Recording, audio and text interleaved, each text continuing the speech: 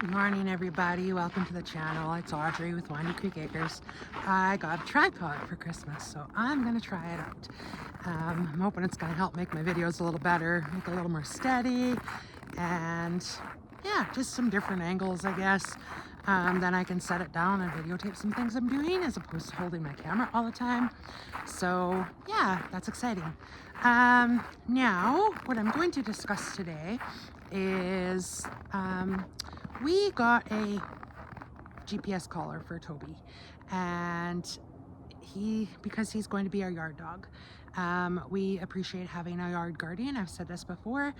It just helps keep everybody safe, not just our goats who do need it, but we also have chickens and rabbits too.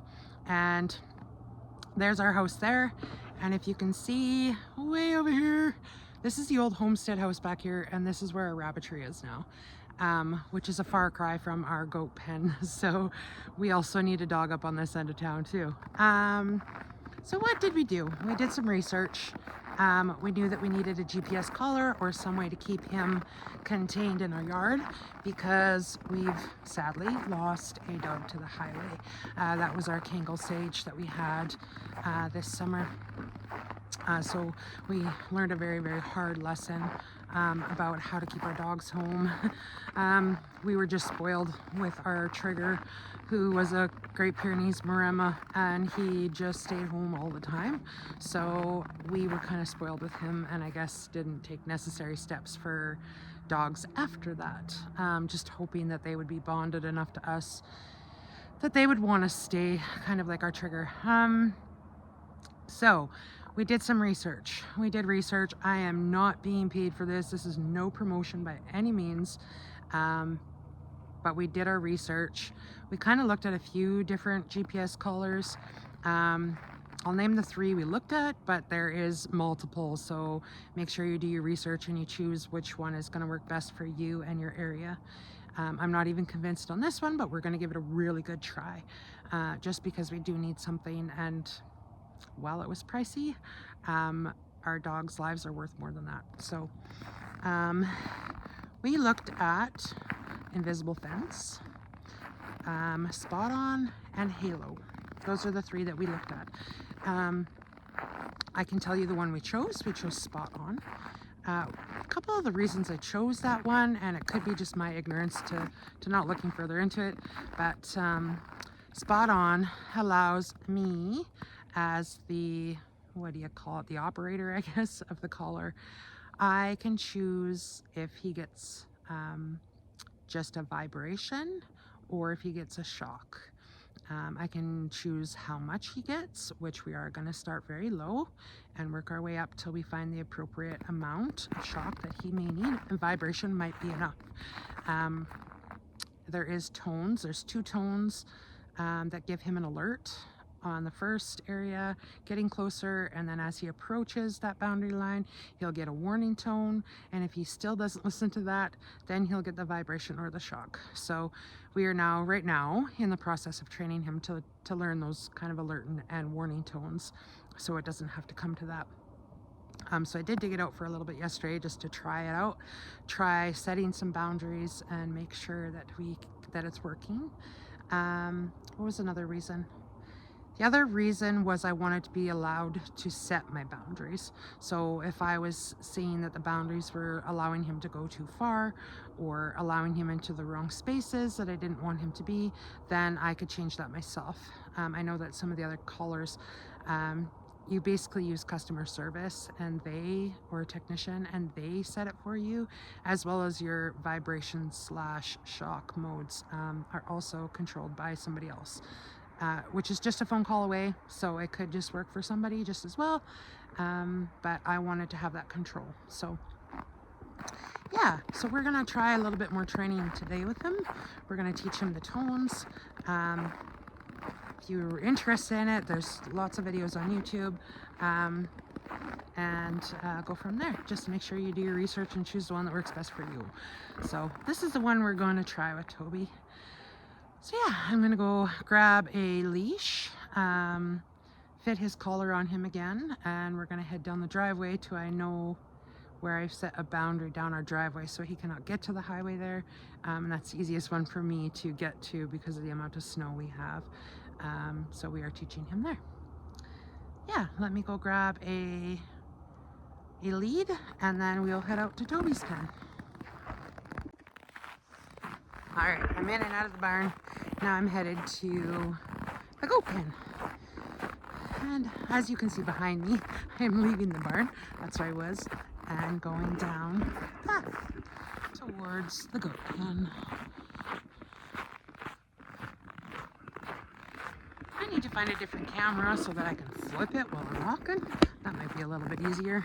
Then you can see which direction I'm going or where we're going or how things are set up here. Oh, appreciate though this sunshine. It is absolutely wonderful. We've been in a cold snap and we finally have the sun today and it's definitely warming everybody up, which is very much appreciated.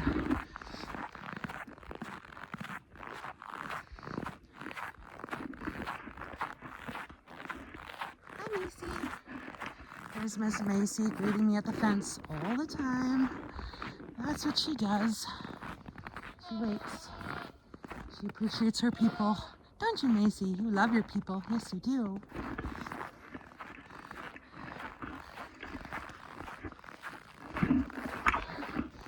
There's our goat pen where I'm going to get Toby. He's way back there behind the shelters. That's where he's tied up for now. And I will go and get him.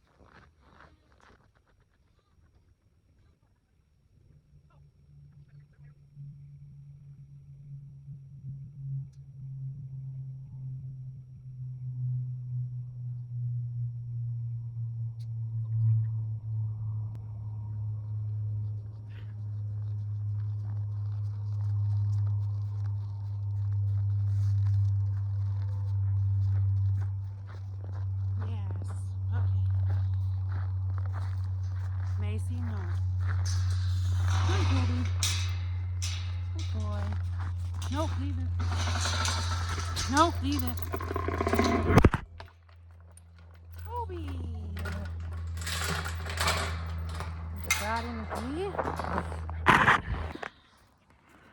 I'm back. It's too cold to keep my phone out. So, we're headed down the driveway. Here's the driveway. And we're gonna get close to where the boundary is, or where now it is. And then we'll go do some training with Toby. Right, Toby? You're tangling me all up in the leash, buddy. You are. Such a handsome boy, huh? All right, I'm gonna set you guys up because we're getting close. And then, by no means am I a trainer, so this is just the steps that we're supposed to take. So let's get some training done.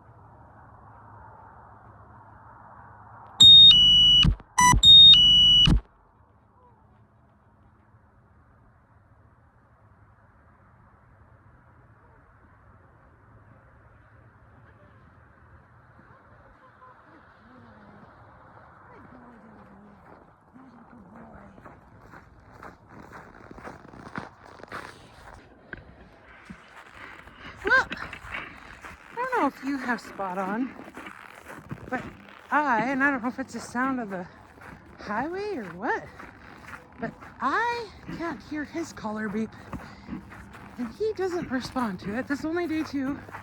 We'll keep trying. So basically what we're supposed to do is keep him on a lead, listen for that, the first alert tone, and then as soon as we hear it, teach him to come back in to the yard, back to the middle, I guess. But it's really hard to do if I can't hear it. So I find that I can hear it on my phone, so if I keep my phone in my pocket, but then I can't videotape. So if I have my phone in my pocket, I can hear the beep and then I can respond with him. Otherwise, I have to really listen to his collar. I'm sure he can hear it, but he's not giving me any different indication that he is hearing anything different. He did yesterday because it was brand new, but today it's kind of like he's ignoring it. I also upped the empty. Sorry, I upped yes, I upped the reward today for the treat. So I have like these little, I don't know, I think they're salmon or something kind of treats, and so get his nose going, and that way we can work on some other things, because he's just learning sit as well.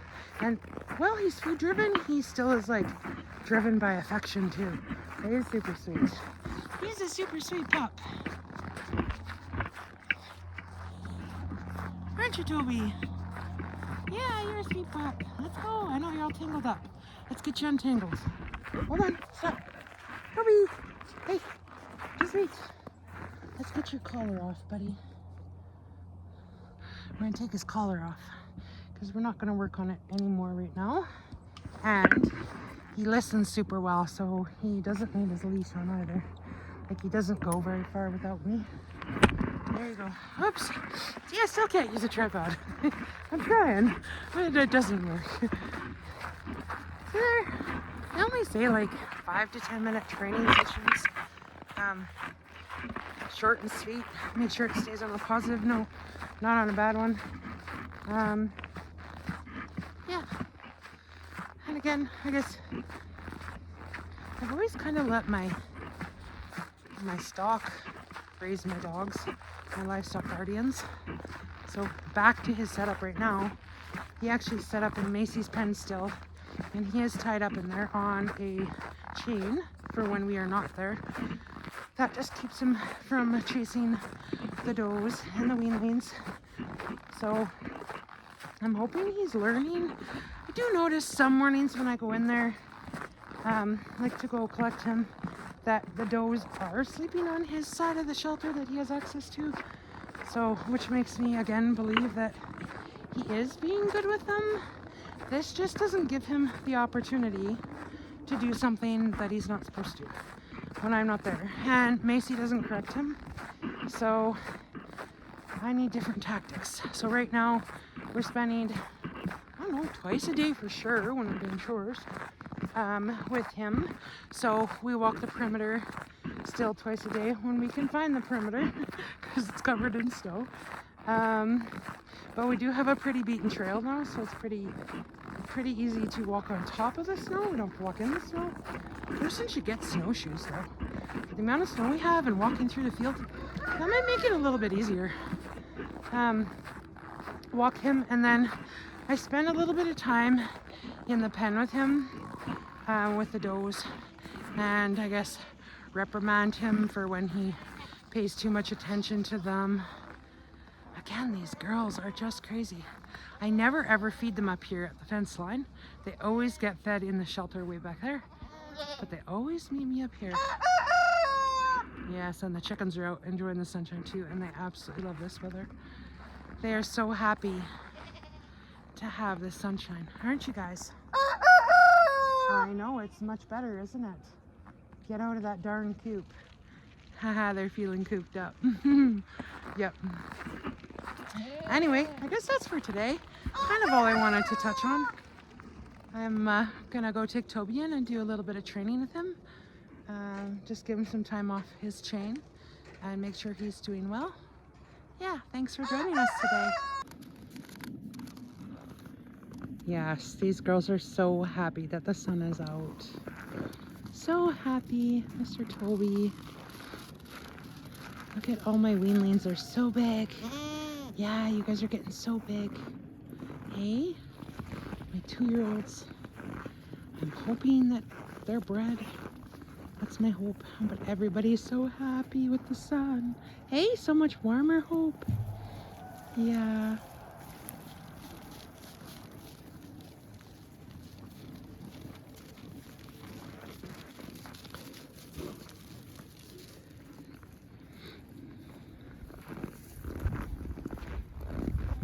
You guys are on cleanup now. I just fed a bale, I don't think even that long ago.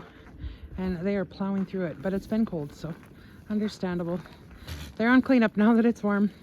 They're not happy about it. I'm pretty sure that's why they're coming up to the fence line, is because they think they're hungry. But they have a lot of hay in there to clean up. And yes, I'm looking to see what's in there. And yes, a lot of it is like the prickly stuff. They don't like the coarse prickly stuff, but I don't mean prickly. I just mean like thick stalks that they don't appreciate to eat, but they can do cleanup. Yeah. Pretty girls. I promise. Oh my gosh, she's so gorgeous. She makes me happy. Yes.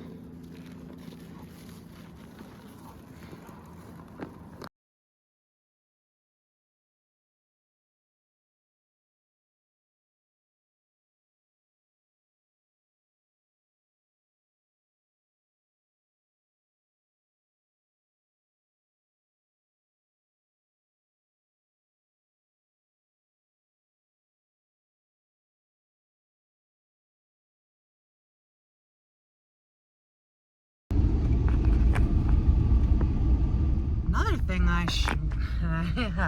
got my thumb in the way. Trying to drive and videotape at the same time because I'm on my way to get some grain. We buy from a local farmer. They're called Blum Enterprises, and they have amazing grain. It is natural and locally grown and chemical free. So we support local. We like to support local as we appreciate when people support us. So just headed there right now. Going to get some rabbit pellets because we're out because the kits we have eat way too much. Let's see, and some grain for the goats. So we get barley and oats, and we buy those in whole grains. Don't need them milled. The goats system is so efficient that they can get what they need out of the whole grains without having to have them broken up first. Unless I see that they're kind of pooping out whole grains, then I'll switch it up for a little while. But for the most part, that's what they get from there anyway.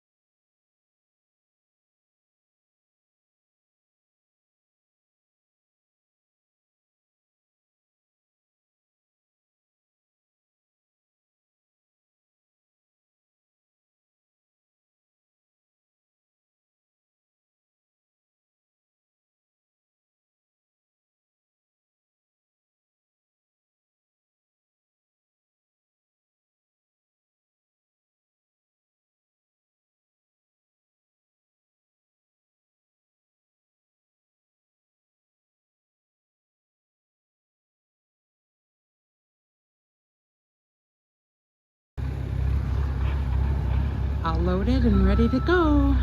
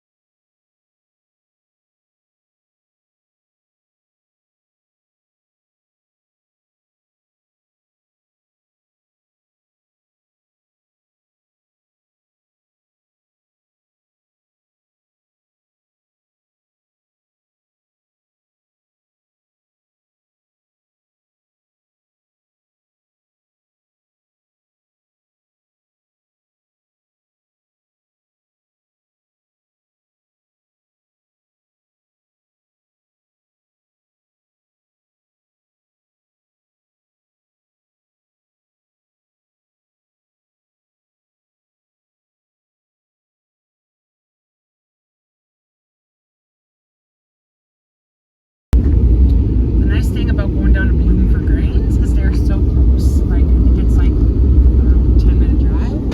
Because now, we're already back home. Not that I videoed all of it, but there's our hay fields. I always like driving out this way. I don't know, you can see the whole yard, see what's going on. Probably hard to see going so fast. Don't focus on the bottom.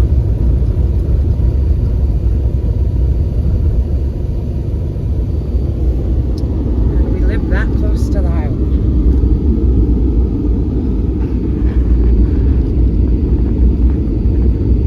Which kind of makes it a pain if anybody has a driveway going onto the highway.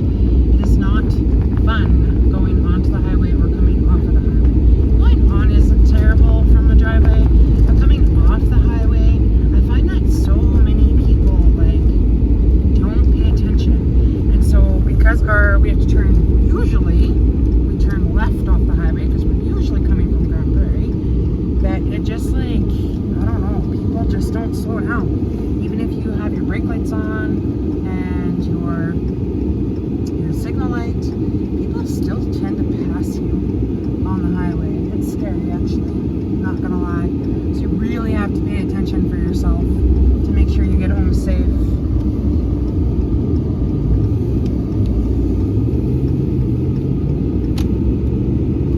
And that's just coming off the county road that borders our property.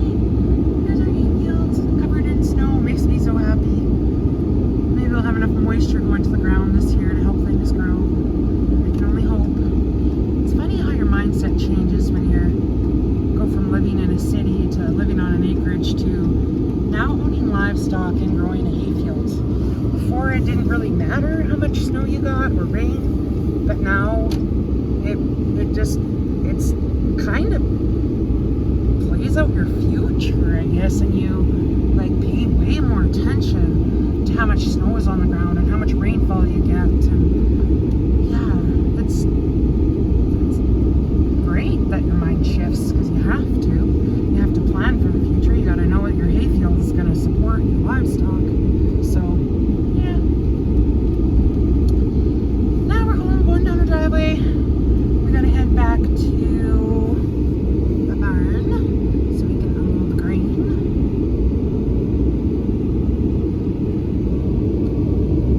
There's the sawmill. If you can tell by the snow on the logs, we haven't been milling much.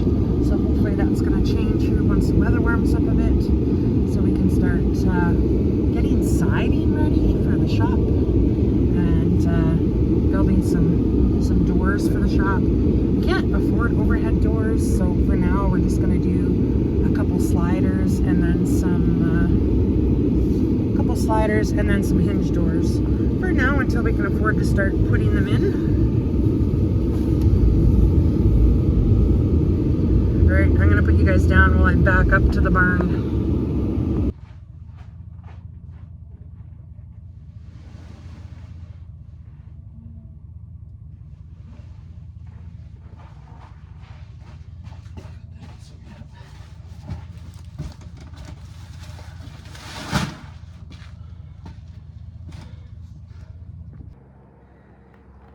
Thanks for joining me on my venture today. I'm now done. I got all the grain emptied out of my truck, kind of put away. I'll empty it into the bins later.